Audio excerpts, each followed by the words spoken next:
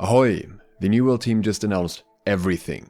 We have the full 2023 roadmap, we heard information about an expansion, and tons of more stuff outside of the roadmap that also is coming in the near future or in the next patch, which is on PTR in 1 to 2 days. Let's begin with the roadmap itself and then go into details about all the different announced changes. As you can see, the roadmap comes with 4 seasons, which will be the new system for any update going forward. They're planning to update the game roughly every 3 months with a big update with various things coming in at once. And in fall, probably around the same time that we had Brimstone Sands last year, we not only have a season but also an expansion along with that. So in Season 1 we'll have a season story quest to go along with that season. We'll have the gear set storage, a new expedition which is the Empyrean Forge, a new Heartrune called Fire Storm, multiple seasonal and world events including the Bunny event from last year as well as the Springtide Bloom event, a main story upgrade for 2 older territories, colored outlines for enemy AoEs and PvP, balance updates and the season pass, and especially the balance updates are big as well. In summer we'll then see the Blood in the Sands update, which is Season 2. This comes with a season story update again, as well as a Transmog for your gear, so you can use gear that you have in your storage and transfer that look onto your current gear. There's the Season Trial, which is a 10-person battle, as well as the Sandworm Elite Trial. There are raid groups, a new Heartrune once again, World Outpost Rush and various Outpost Rush changes by the way, seasonal events and world events, balance updates and a season pass. In fall there are further main story quest updates, perk balance updates, seasonal and world events once again, and a major change in overhaul to territory influence pushes, as well as some other changes that will come along with that to the PvP track likely, and then the new season pass for that season. On the expansion side there is a new story, a current zone that will be transformed, so I'm assuming this is likely First Light since it's kind of not used anymore, a new expedition, mounts, a new weapon, a new Heartrune, and a gear score increase. It doesn't mention a level increase here, just a gear score increase in particular. Not sure what exactly is behind that, we'll find out.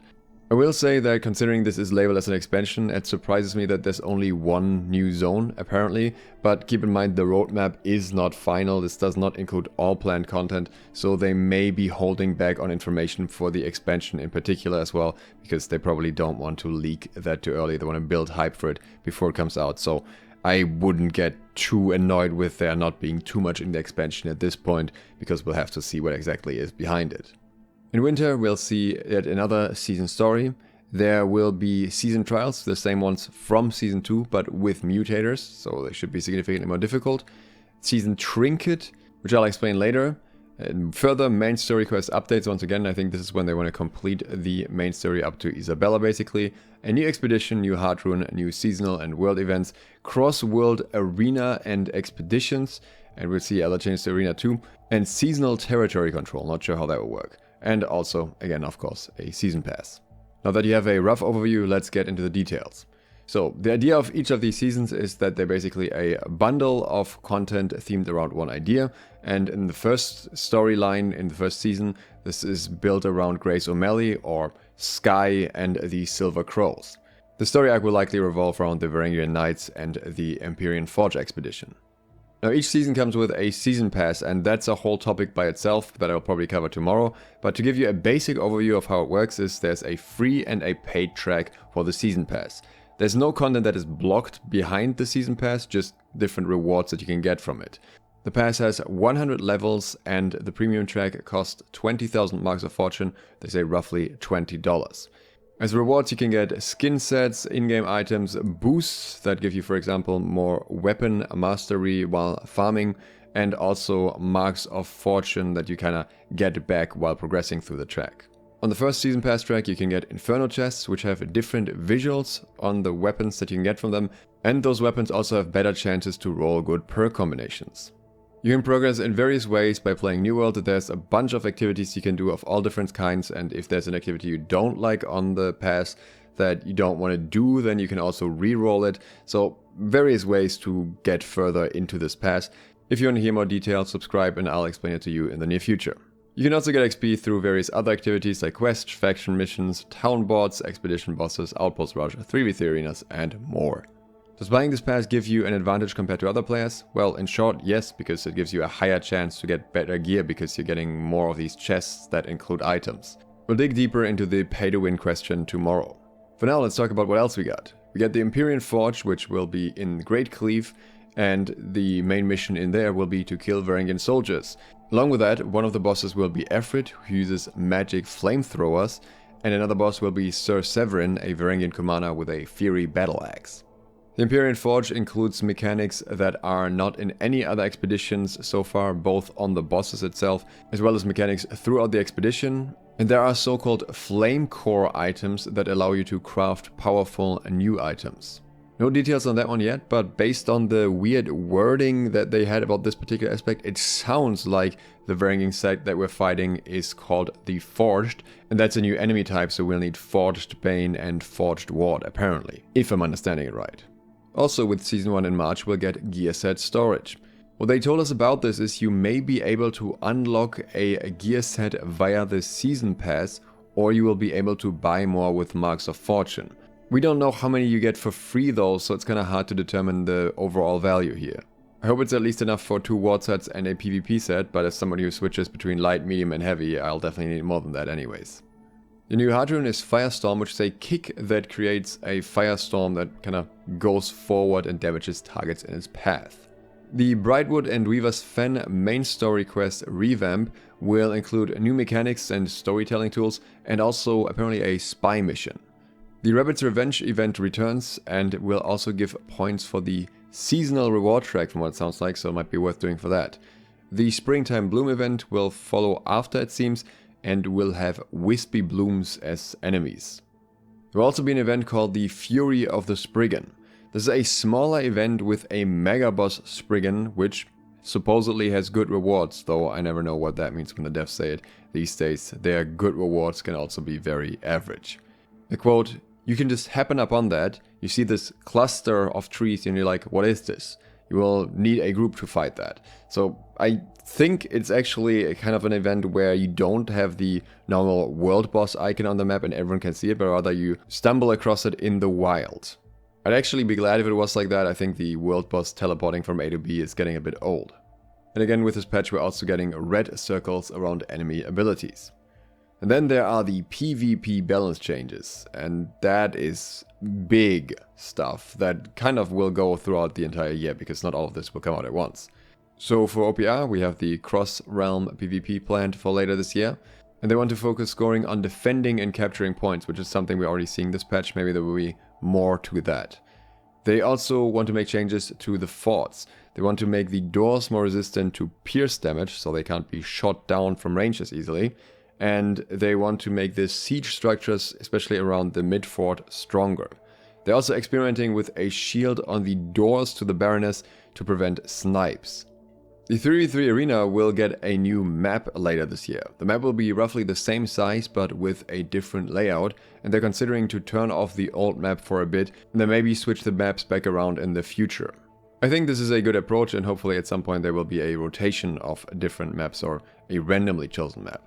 The territory game, or what they call Influence version 2, is also coming later this year. They already talked about this. We have some more details now. They want to make it less grindy, more fun, and bring people together. Influence pushes will be time-gated in specific territories. You can't push everywhere all the time, or at least not easily, so that it's more rewarding to push during those time frames. And there will be towers in the different territories that will operate similar to control points and increase your influence gain from the quests and stuff, but those will only be active during this particular time window. I'm honestly still not sold on those changes ultimately making territory pushes much better. We'll have to see, but what they're doing is they're releasing PvP track reward changes at the same time, and that could maybe be a deciding factor. So they're introducing changes to juice up the rewards and make them really valuable for PvP players. They also want less RNG and are doing what I suggested in a video not too long ago. They are guaranteeing really good rolls on every 5th milestone on the track. Along with that, every time you go through a level, you're going to be guaranteed to see good loot too. So overall, you have a much higher chance of regularly getting good loot from the PvP track. Season 1 also comes with balance changes. They are planning to do meaty, big combat changes every season from now on. One thing they only mentioned in the notes is that they adjusted the crowd control effects on certain abilities and clarified the scope of some damage focus abilities without giving us specifics yet. We'll have to see about that on PTR. The Musket is getting significant changes. It'll now have inaccuracy that goes away over time, so you need to center your shot and take aim. They also, in the notes, specifically wrote, shots now have a slight deviation in the trajectory, so that long-range shots are not as consistent when moving or firing without the accuracy perk. A while ago I told everyone on my Patreon to stack up on accuracy perk mods. Hopefully you guys did that, because this is probably going to pay off. It sounds like muskets will pretty much need this perk now. The idea of the ranged weapons is as follows. The bow is your rapid fire ranged weapon, whereas the musket is the deadly but takes a little longer to set up shot. That's at least what they're describing it as. We'll see what it's like in PTR. They don't expect these changes to have much impact on PvE, because aim is much easier in PvE anyway, since the mobs aren't as hard to hit. There are more weapon changes, but first they talked about the equip load changes. They're saying that we are currently in a light meta. Again, I think this is true especially for OPR. I don't think this is true for wars. I think that's where we see a lot more medium players in general. And they are doing changes to the damage mitigation formula to take armor into account for perks, especially for shirking, fortification and resilient. So the more armor you have, the stronger these perks will be, which means effectively they will be the strongest on heavy and the weakest on light. Resulting from that, they're expecting heavy to take a bit more of a prominent role. For the Greatsword, they're nerfing the homing or tracking of the weapon, so it doesn't follow players as strongly with its basic attacks. For the Hatchet, they say that Defy Death is too strong. I absolutely agree. And they want it to no longer be a get out of jail free card. As such, I expect the damage immunity to either go away or be greatly reduced. For ranged PvE, they're increasing the power of Bane by up to 10%. Keep in mind, Bane currently caps at 15%. That means we are looking at up to 66% more damage compared to the current Bane. Along with that, the resistances created by elemental affixes or by elemental mutations are removed. So now you can use a Fire Staff in the Fire Mutation week without getting your damage reduced. On the topic of Fire Staff, the Fire Staff will receive a light rework. We didn't get further info about that one though, so we'll have to check it out on PTR. When it comes to tanking, the taunt gem capability for various abilities on numerous weapons has been increased. So you might be able to taunt and tank with ranged weapons now. There are also changes to how Rend and Fortify function, but no info on that one yet. Very interesting for PvP. Certain attribute bonus thresholds have also been adjusted, but again, no info yet. What hasn't been mentioned at all are the blocking changes that we're talking about. I'm not sure if that is still on the table and just pushed to later, or if they've scrapped that. What they definitely haven't forgotten about though are crafting changes. Soon there will be a triple XP bonus for the first craft of each item, and if you've already used your double XP bonus, don't worry, all of these bonus things will be reset when that change is introduced. In Arcana specifically, combining modes will provide more XP, and in cooking you will get more XP for using different recipes instead of just cooking basic meals. One very interesting change is that bags and tools will now support both scarabs and stopwatches. That should make those 600 gear score extra perks a bit more accessible. Crafted weapons now have locked levels no matter what gear score they're crafted at, so for example if you're crafting a star metal sword, it'll always be level 40 even if you have a really good one which has a really high gear score. The game now remembers the last used materials from crafting, so they are auto-selected again and you don't need to reselect them every time. Very nice quality of life there. Arrows and ammo in chests now scales up, so from a level 60 chest run you will now get orichalcum ammo, which is great. Wooden coins can be used for charcoal now, so you can burn those spare wooden coins that you have for absolutely no reason. Tooltips for resources are planned to include the location of that resource, so where you can find it. I'm not really sure that's a good idea. That seems like a lot of effort and a lot that could go wrong with that. In Season 2, we'll see fishing improvements in terms of the usability of materials from fishing and general loot quality.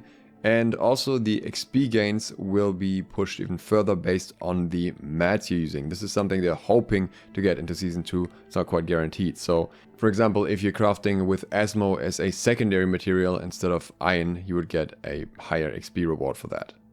Something unrelated that is also coming in Season 1 and didn't really fit anywhere else is the alt character mitigation. If you have multiple characters on one server, you will now have to select one PvP main. That is the one that can flag for PvP and participate in wars, while the alt accounts won't be able to do that. There are some things on the roadmap that I wanted to make a quick note of as well. For the 10-person PvE event, they said this is going to be a boss battle with some waves, whereas the Sandworm, the other trial, will be really, really hard, they say, the highest end PvE that they have in the game. The rework zone in the expansion will be transformed into a new zone with new enemies and new biomes. So I really wonder how big that zone will be as well, considering they talked about this split zone with 3 different biomes. Since it is likely First Light, which currently doesn't really have a theme but is bordering onto Cutlass Keys, my prediction, once again, along with them saying something about primate enemies quite a while ago, would be that this is likely some form of jungle that we're gonna have in the southeast of the map, which I think would be fitting climate-wise as well. In the last season we have the Trinket, and the description from the devs here was it's sort of like a quasi-reset each season that you power up and you use those powers to sort of combat the seasonal affixes and challenges we throw at you. So you have to play during the season and power this Trinket up, maybe through the questline, maybe through just actively playing, and then that will make you stronger against certain enemies. Definitely an interesting dynamic. I'm very curious to see how this will play out long term and how this will be balanced as well. Either way, at this point it's more understandable that we needed to wait so long for this patch. They're really dropping a massive amount of content all at once. Personally, I'm more of a fan of smaller, more frequent releases. In the beginning they basically had a monthly patch and then it was 2 months and now it's 3 months. But they seem to prefer to really go this big but less frequent route. In the next days we'll look at the PTR changes more closely and we'll also look at the Season Pass. If you're interested in that, consider subscribing and clicking the bell. I'll also drop a few trading tips on my Patreon in the next days so you can get prepared for the patch, and then probably make a video about those a little later. Thanks to my patrons for supporting this video and thank you for watching. Duke Sloth, out.